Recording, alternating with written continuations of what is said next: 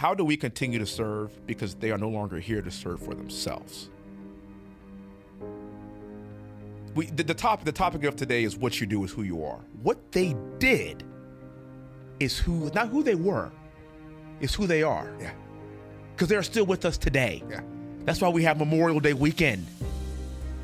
Every time we mention their names, every time we think of them, every time we talk about them, they live in perpetuity. Yeah, the sacrifice will live on. They never die. So how can we live our lives and start talking about a country to continue to honor their lives so that our country doesn't die either? You see, they died so that our country doesn't have to. They died for our legacy. That's what Memorial Day is about. That's what us getting to sit here in the studio and to talk every week. That's what this is about. Do you know where this is not happening in? China. You know what this is not happening in? Russia. And we can go on and on and on and on and on about the people that don't have the opportunity to do this, because there aren't people that are there that are willing to actually die for what's written on a piece of paper. Not for what's written on a piece of paper, for the principles. The principles that are behind it. That are imbued within that piece of paper. This place is special. And I always say this, these brave men and women, Dave and Emily and how many others, countless others, when they pay the ultimate sacrifice, they didn't do it for black people. They didn't do it for white people. They did it for Americans. We took that oath to defend this country against all enemies, both foreign and domestic. There is no clause that specifies race. It says Americans. It's cool for us to differ. It's cool for us to disagree.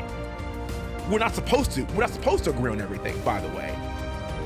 If you think we are supposed to agree on everything, you're the problem. And that goes for everybody, by the way. But the most important thing is the values that got us here, based and predicated on sacrifice, service, one nation, under God, indivisible, with liberty and justice for all. E pluribus unum, out of many one. That's this country. It's the only freaking place in the world where we can literally leave this studio, and sitting even in this studio right now, how many races are there? How many different people are helping out with our podcast? How many people from all over the world are watching us? At no point do we say we're talking to black people, we're talking to white people, we're talking to Hispanic people. Because that's an absolute disgrace to David and Emily. And we refuse to do that. And I implore everybody else to take a listen to this. Because we all bleed red. That's it. We're all Americans in this country. So anybody who asks me why should they vote for my brother, that's why. Oh. I got nothing else to say. No, I got nothing else to say. I'm out. You can take us out. I got nothing else to say.